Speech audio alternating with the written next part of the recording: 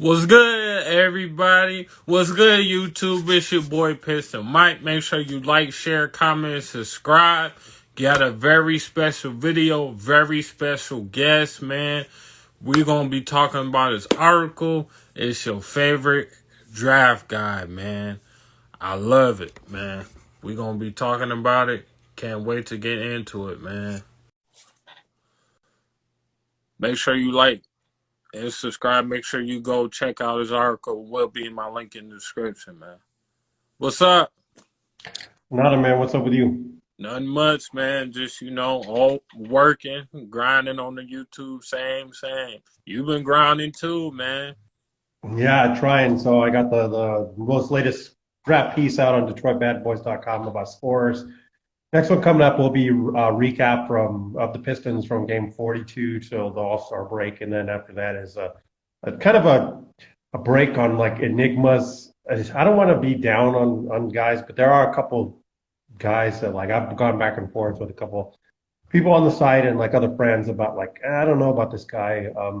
So that'll be the next draft piece coming up, and then after that will be one on guys that I just feel like are going to work. There's always like these dudes that they don't end up being like all stars or whatever, but they just work. Like Tayshaun is always going to be my reference point for that because again, like not just a role player, but not like a super starter or anything. But he always just worked, right? Yeah. Hey, man. If you guys follow me, y'all don't check out this article, you doing hit yourself a disservice. This guy can break it down even more than I can, analytically and all of that, man. It's kind of hard for me to say that word, but Me and you both. So I'm telling you guys, go check him out. He got great information, man. I get some of my information from him, so go check it out. I'm seriously not kidding.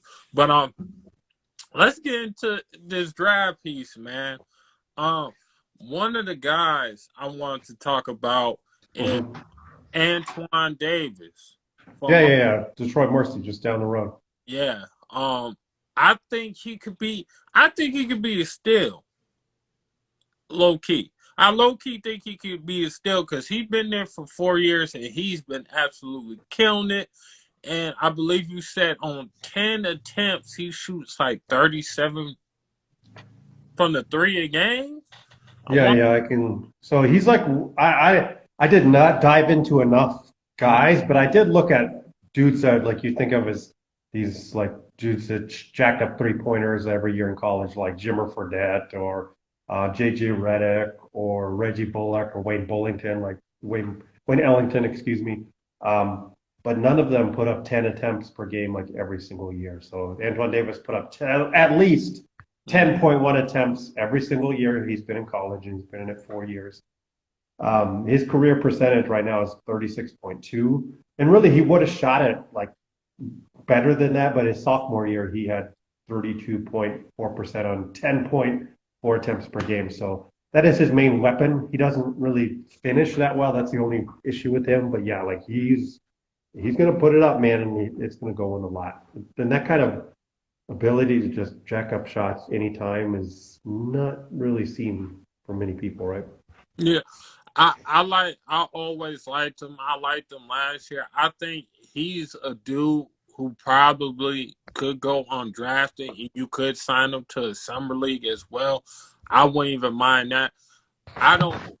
This whole trying to go after Jalen Brunson, I don't want to pay him. I'd rather go for talented. I'd rather go for guys with upside like that versus signing old dude for $20 million. I'm not trying. Yeah, yeah, I agree. I don't dislike him, but like 20 million is a lot. And like, is he really going to work out? And he's one of those guys that he's like, I think he's like what, 25, 26, somewhere in there. Mm-hmm. So like, if he doesn't work out immediately, what are you doing, right? Mm-hmm. Yeah. Another guy I wanted to talk about is the dude from North Carolina. I believe Caleb Love. Hmm. Even though he's in it, I think I think he's inefficient because I know he's got front court help, but he doesn't have any back court help, does he? I guess it depends on how you look at it. It's like RJ Davis, and I think Leaky Black is the other guy that's still in Mm-hmm. that front court. But they don't really score that much, but they do some of the playmaking on it. So Leaky Black's at 5 points per game. What do you do? RJ Davis is a little bit better, 13.5 points per game, shooting 50, 40.8, and then 80.5. So he at least is something, but that North Carolina team is kind of odd because it is very much like, I mean, anybody that's followed UNC, even though they just got a new coach with Hubert Davis, you got to share the ball. It's more of a team concept. Nobody's just going to take over. And really, for Caleb Love, his main struggles are like inside the 3 point arc. So he's shooting 39.9% from three on 5.6 attempts per game, but he's only shooting 39.4% on twos. So that's like really where he struggles. And he looks mainly just like a 3 point shooter, which isn't bad. Again, like if this is like second round, I think he's worth it. He's like what 6'5" and 6'4", 195 is what he's listed at now. So he's kind of got that in between size. But he does do most of their ball handling. Again, like their usage is kind of split up amongst three guys. It's RJ Davis, Leaky Black, and Caleb Love. They all kind of split time handling the ball. Davis and Love most of the time because Davis is only at like 21.3% usage and or that's Love, excuse me. Caleb Love is 21.3% and RJ Davis is at 18.7, so it's kind of like back and forth.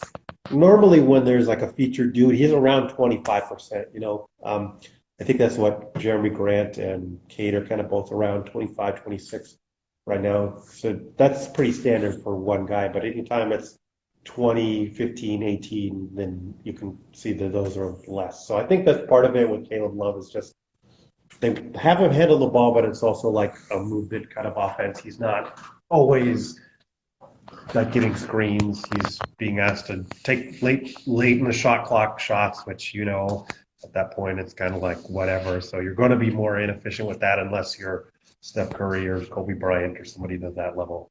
Yeah, I think, and this is my opinion, I think, to be honest, he might thrive in Detroit because I think next to Cade, a ball handler, take a lot of pressure off him, and he'll get even more better looks. And not also that I like him because of his size. You still gotta do with size. Not only that, he's athletic. You know what I'm saying? He's an athletic dude. You know, he gonna get above the rim. So I think it'd be interesting to see for for the offense to go. You can't really speed up K, but Caleb Love, he want to play fast. He want to go. So it'd Oh be, yeah, you know. and I mean the shooting works. I mean even if he was just a shooter, Mm, if he was like the good years of Gary Harris, although Gary Harris is having a good year here because he's kind of that same size, 6'4", whatever. If he was that kind of player where he's mainly playing defense, putting up threes. Will Barton is another one that's kind of like that, where he's like he can handle the ball, but he's mainly more of an off-ball shooter, defensive guy. This kind of same similar size, like that would be totally fine, I think. Especially for a second round pick. We're not talking like a lottery dude, right? mm, Maybe he works his way, like he has a pretty solid ACC tournament. mm. Maybe he has like one or two good games in the NCAA tournament. Maybe we're talking like end round one guy, so it's low risk and he's a sophomore, so it's not like he's super old either.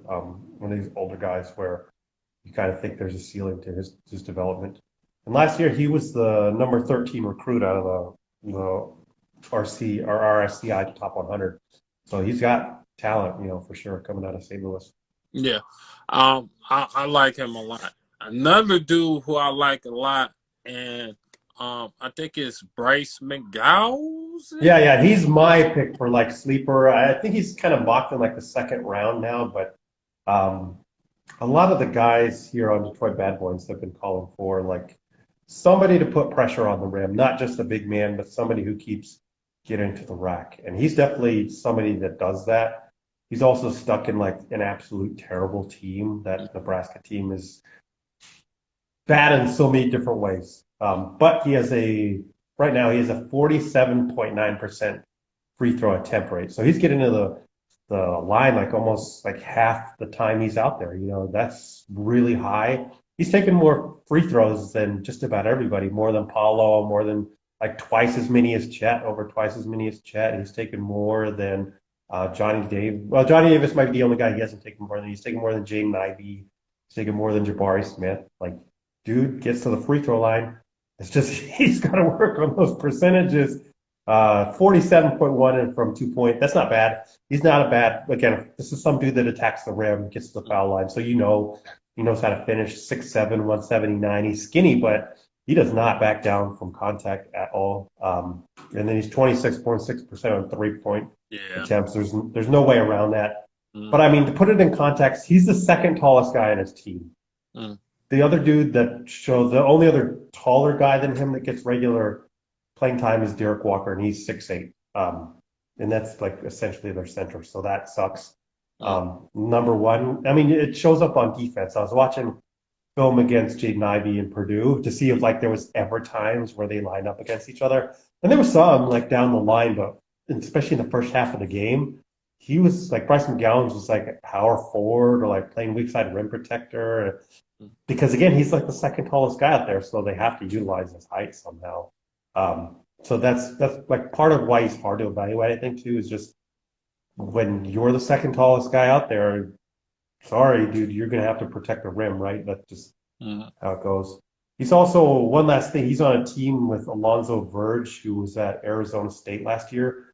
Transfers over here to Nebraska. This guy is basically just eating possession away from everybody on the team. Alonzo Verge at 30.4% usage. That's super high. Like anything over 30, right, is basically meaning like he's pounding the air out of the ball. I mean, that's like Johnny Davis usage pretty much. So that's also part of it that's hard to evaluate. Like McGowan's obviously wants the ball to attack to get the free throw line. He's able to do it, but he's still able to do it with somebody who's hogging the ball. And Verge is not a 3-point shooter either, so he's not giving him any space. Verge is 30.2% from three. So he's just in a really bad situation. So it's something to keep in mind. But getting to the free throw line, I think next to Cade, in between Cade and Sadiq, that sounds like just what the doctor ordered, right? Give him the ball as secondary creator, keep him going to the line. That opens up threes for Sadiq and Cade. He can operate in pick and roll. He has a lot of good things about him, but the 3-point percentage is what he's going to have to work at. He's a good free throw shooter, though, 83.3% right now, so it's not like he has bad mechanics. Yeah, I think I like him because, like you said, he gets to, even though he's skinny, I think he's one of them dudes you call skinny strong because he don't back down from nothing. He going to take that contact and he going to free throw line. I like him a lot. I think working next to Cade, you might see that 3-point percentage go up, like I said, because it takes so much pressure. I think he's a decent ball handler too. You got to if you get into the rack like that. So yeah, right. Yeah, you got to work on that playground handle too. And he's like him, Alondas Williams, and Mosley. Isaiah Mosley are the three guys that I personally just like watching a lot, just because they look like those dudes right on the playground that nobody can handle because they just have that handle. They work inside, outside. They attack you all the time. And there's nothing you can do about it except foul them and just do cheap stuff, Yeah. Another dude you just mentioned, another dude I want to talk about, the Williams guy. Yeah, Alondas. Yeah, him and Johnny Davis kind of getting this category for me of like having to do a lot of heavy lifting. Yeah, their numbers might be inefficient, but like if they're not scoring the ball, like their team's not doing anything, right? Let me pull up the numbers here. And Wake Forest is winning right now. So Alondas Williams right now, 19.7 points per game. The shooting splits though are 60.8% from two. So his 2-point percentage is ridiculous for a guard. 31.7% from three, so not that great, obviously. 70.7% from the free throw line, and then he does dish out 5.1 assists per game.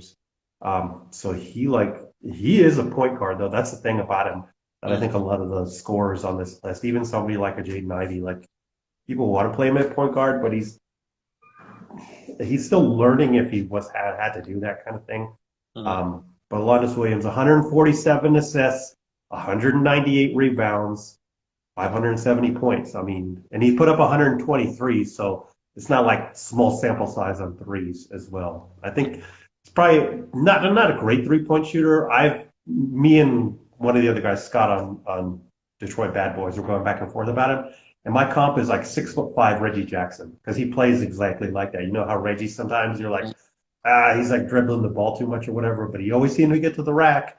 Mm. He always seemed to have that floater runner that works and pick and roll, knows how to do that, and is a good passer. So like that's a really good player, and especially if he's like the thing I don't get about Williams is he's not really mocked to a lot of people. I look on Tankathon and he's not even a second rounder, and I'm like, I feel like I'm bananas or something, that maybe I'm missing something. But to me, I would happily take him in the second round and then be like, give him the second unit, let him run, right? Like Mhm. he Yeah, seems like somebody that worked. yeah, he's definitely one of them dudes that I could see work, man. He's definitely one of them dudes I could see pan out.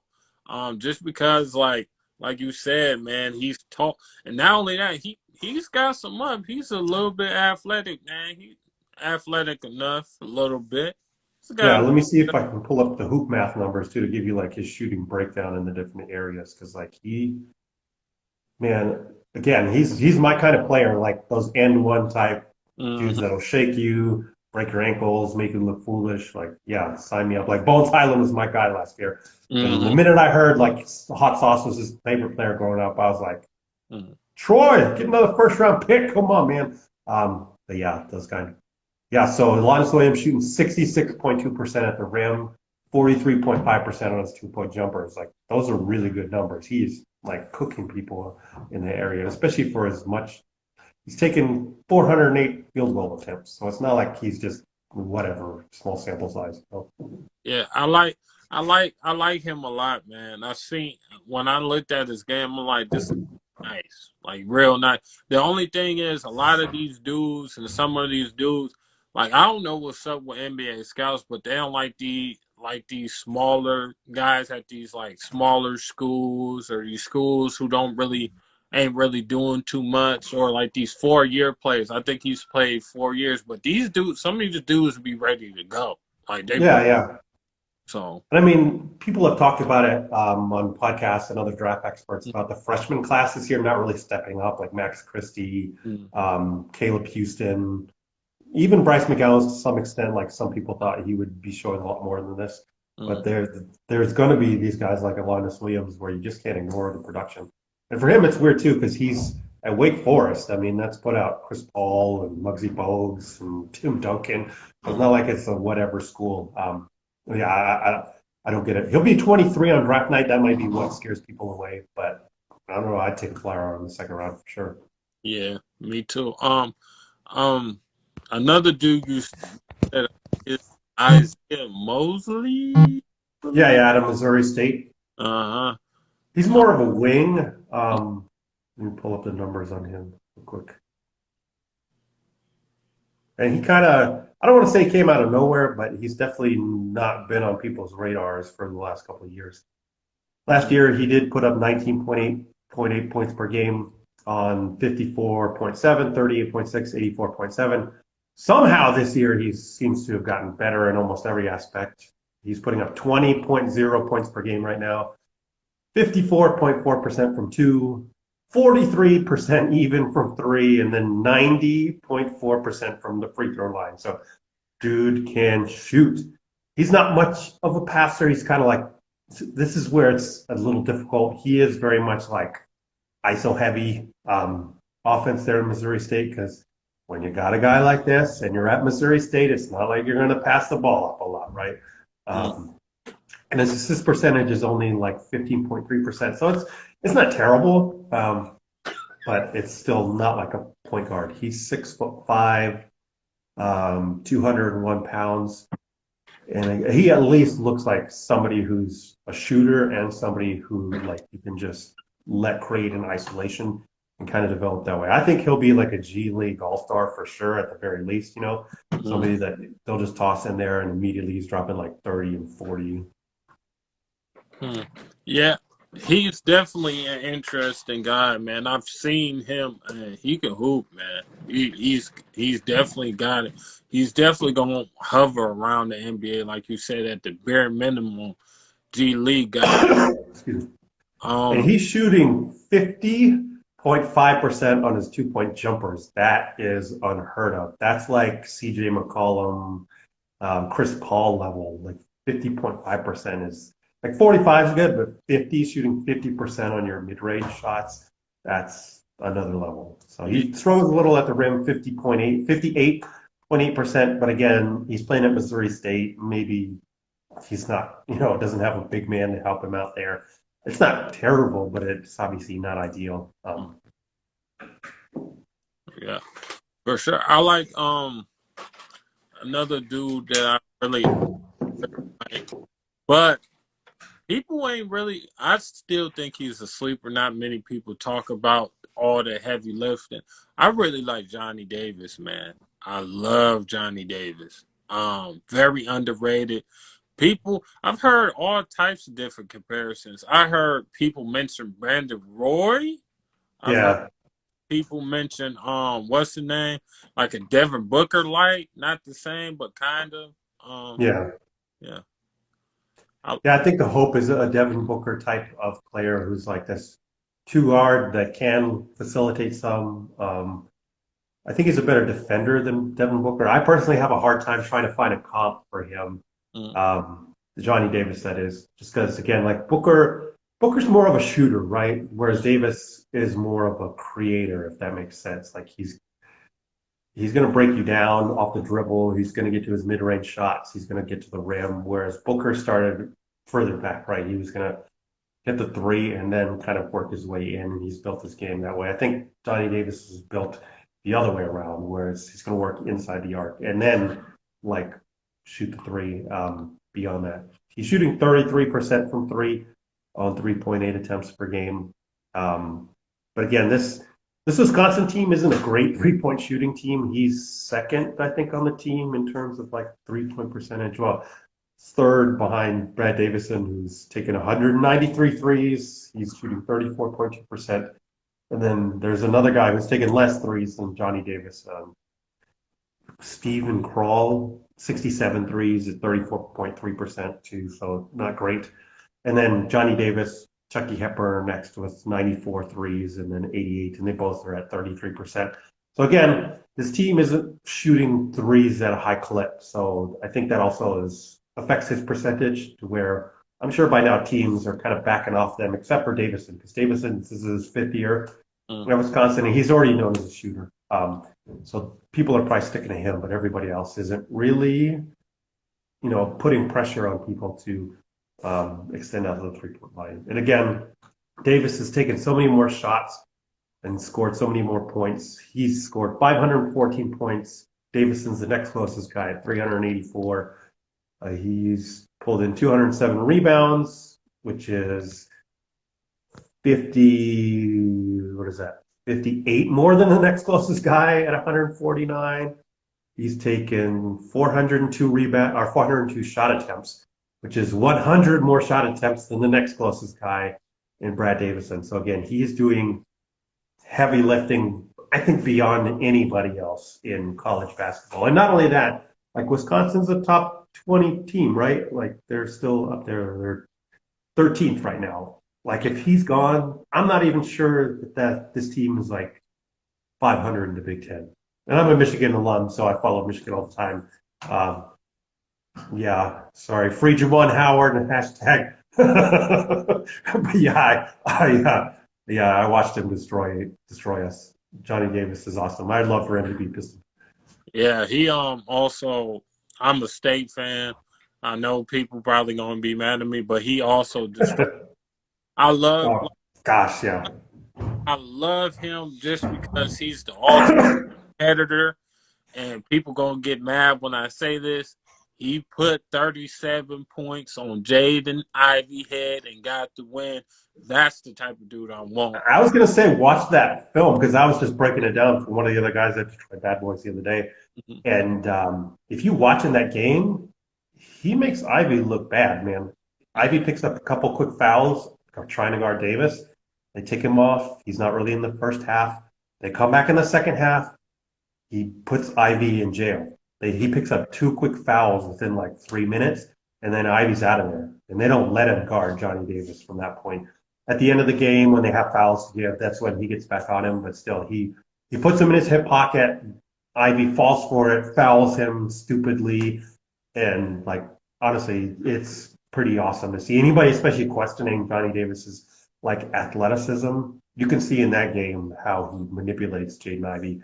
And on the reverse end too, where he guards Jaden Ivey, he actually does a pretty good job on that too. I think Ivey put up like 15 or whatever, but severely limits him in transition. You can tell he had to play slow down, which is not Jaden Ivey's thing. So that's a big reason why they won that game. And again, Jaden Ivey cannot guard him in that game. Like he gets put in Johnny Davis's pocket, picks up these fouls, and he's out of it.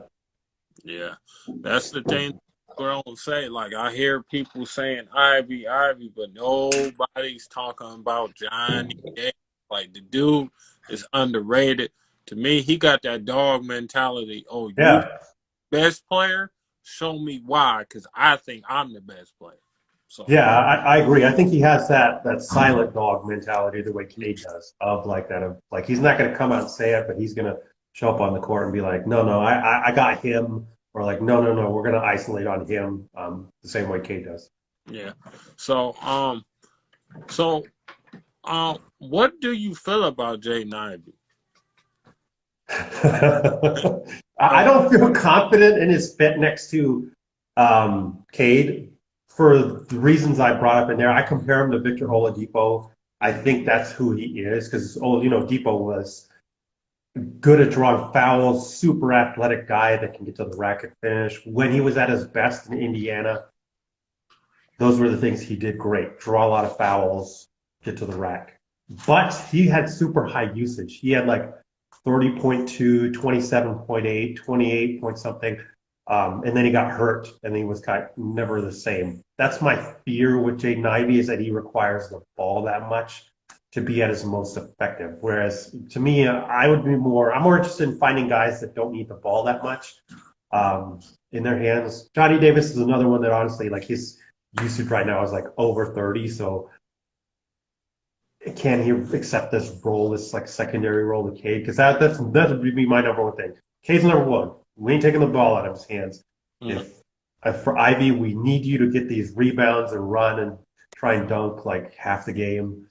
I'm out on it because again, we want Cade. We already established that pecking order and the pace that he's at. And also like if we're running sets, like that would just be my thing. Is like what are the sets with he and Cade? And again, how does Sadiq fit in this? Sadiq probably just goes back to a more like 3-point shooting role, which is fine. But I worry that it requires more time with the ball in Ivy's hands for him to be that type of Victor Oladipo dude where he's eating up so much possessions and it's like, okay, what is Cade doing in the meantime? That's just my biggest thing with him. I think he can still be an impact player, but I just have major concern with the fit in Detroit myself. Okay, I understand that, man.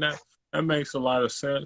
But out of all the guys you have on your list, say would be your favorite to pick out of all of them if you were the GM? Who is like your in the lottery, it's Johnny Davis because again, like defense and scoring wise, he seems to be great. Even if like the usage is high, I feel better with him and Ivy because there's not like this like me type of get out of my way type of offense. With Ivy, there is a lot of that. Like everybody has to clear out, the shooters have to space, whereas Davis doesn't necessarily always need that.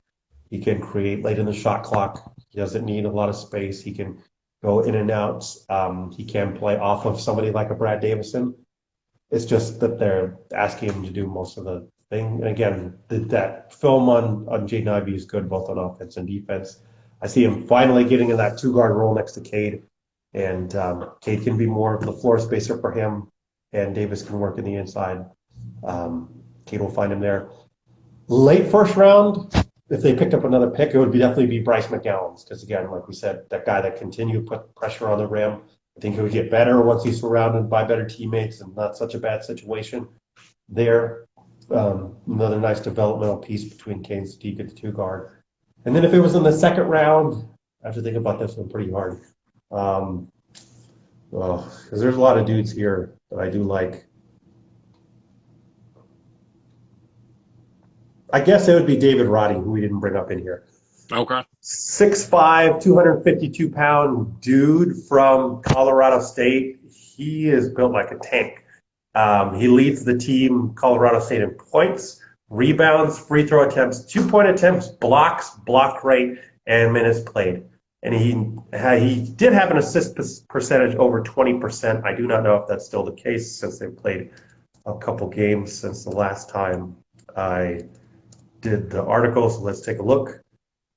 But I mean, this is a guy in like PJ Tucker, Grant Williams type of mold. 20.1% assist percentage, 13.0 turnover percent. So this guy passes, he rebounds, he's a big dude.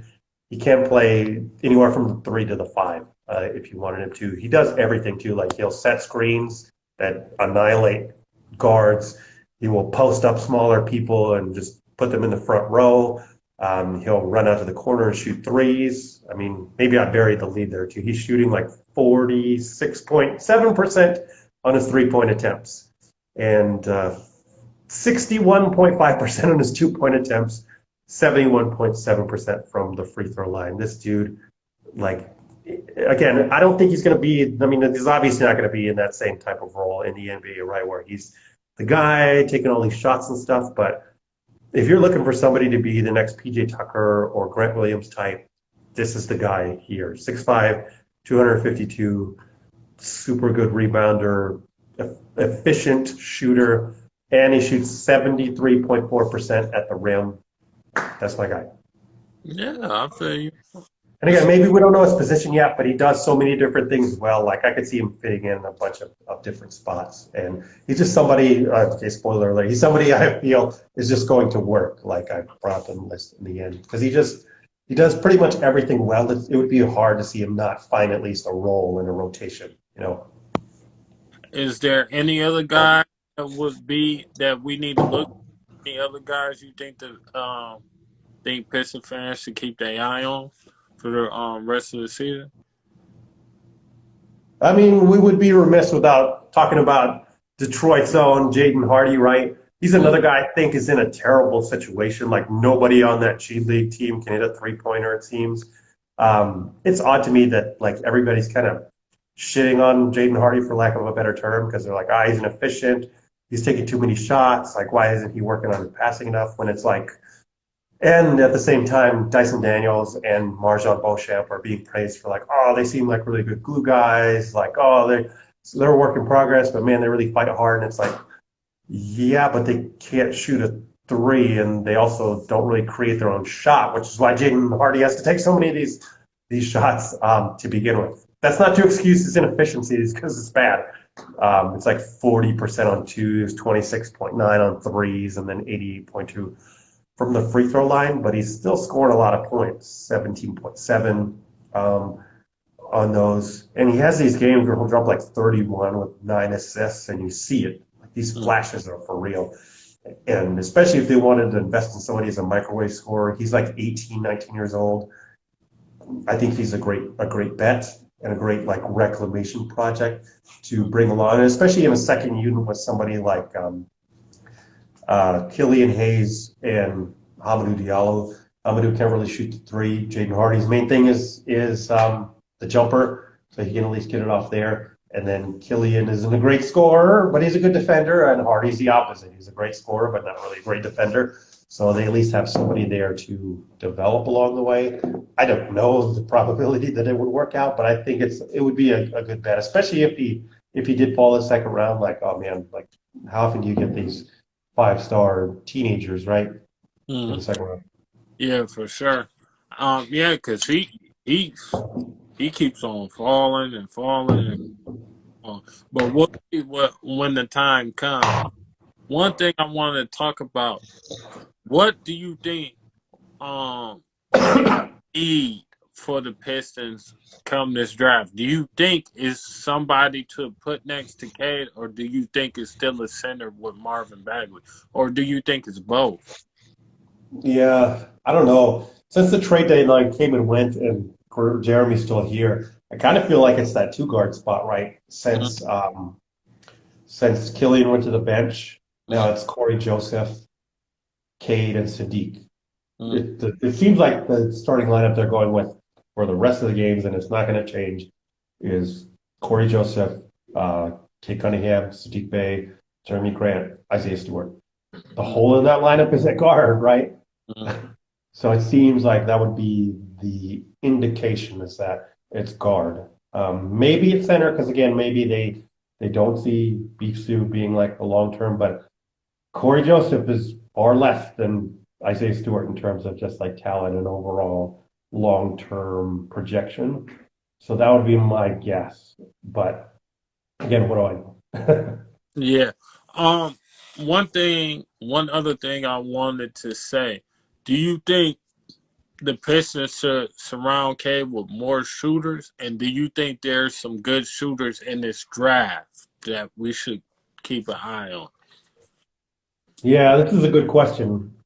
Mm, So there's another guy on Detroit Bad Boys, Scott, and he and I go back and forth on this all the time because, yeah, it seems like there's two mindsets among us Piston fans.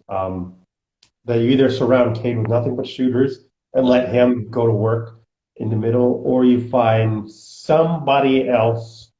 Either there's one center that's like a lob threat, or like a center and another wing that can work as a cutter that keeps pressure on the rim.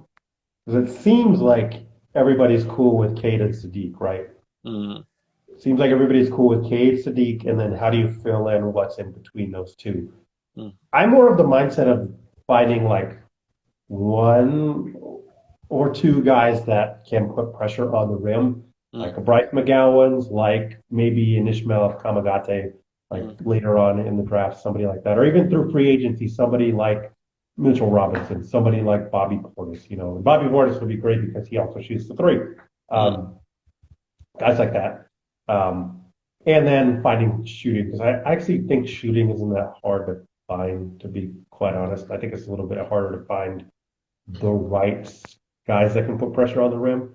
Mm. Um, and I also think the idea of like just surrounding Cade with shooters makes it harder for him to get to the rim if he doesn't have somebody else who's cutting there and drawing some of that kind of potential. But that's just me. Hey, hey, I'm about to say it, and Piston fans might not agree. Well, I'm about to say it. Yeah, Hey, perfect, the perfect draft. Hey, Troy Weaver, go get them two boys from Arizona. You already know who I'm about to say. Go get Benedict Mathurin and go get Christian Coloco. They're my two. yeah. I'm telling you, I ever since you showed me them, man, them guys have it. They got Yeah. a pop to their game. They like, especially Benedict Mathurin with the shooting, and he's athletic. I guess he's 6'6", 6'7". And then Christopher Coloco is 7 foot 230, and his blocking, he's an athletic dude, and he looked like he could have I'm betting on he could probably have like a 15 to 17 footer. Like him. I like both of them guys. Hey man, go get them both, Troy Weaver. We will win the draft. I'm telling you, man. Yeah. No, I'm all for it too. Obviously, I'm here in Tucson. I've seen them quite a bit. Matherin too. He reminds me a lot. The more because he's another hard one that I was trying to find a comp for. A lot of people will say KCP, and that's not a bad comp because he does the same things where he can handle some, but he's not going to break you down off the dribble. He's mainly going to drive straight line and dunk. Mm-hmm. He's a good dunker, and that's mainly what he does is dunk and shoot threes, which fantastic, right? That's what we want. Mm-hmm. Um, but he's more like Desmond Bain to me, if Desmond Bain could dunk. Because he operates in that similar role. I was watching a lot of Memphis tape recently. And Memphis does have him coming off pin downs. They let him handle the ball some. And again, he's not breaking guys down off the dribble, but he's going in a straight line, getting straight to the rack, drawing the occasional foul, and being super efficient. And his main weapon is the 3-point shot, which is, again, I think what Benedict Matherin's going to do. But he has that added. KCP level of dunkingness to him that can draw extra contact and fire up your teammates and get all that stuff. I definitely think if the Pistons fall below top five, like Benedict Mathurin should be the lock, man. Like, don't even think about it, right? Yeah, I would, man. I'm telling you, I would pick that guy and not even think about it. Like if we Yeah, fall to six, you know what I'm saying? Johnny Davis is off the board. Go ahead and get Benedict Mather and don't even think about it, man. I'm telling yeah, you, yeah. that I dude, know. Yeah, if you betting on him, he at least is going to be a high end role player that shoot threes and that can get to the paint, man. At the yeah. end of the day. So And again, between Sadiq and Cade, this is a guy that knows how to cut. He mhm. knows how to play in an offense already where he doesn't have to be the focal point. A lot of times, Tubelis and Koloko are the focal point. Sometimes he is.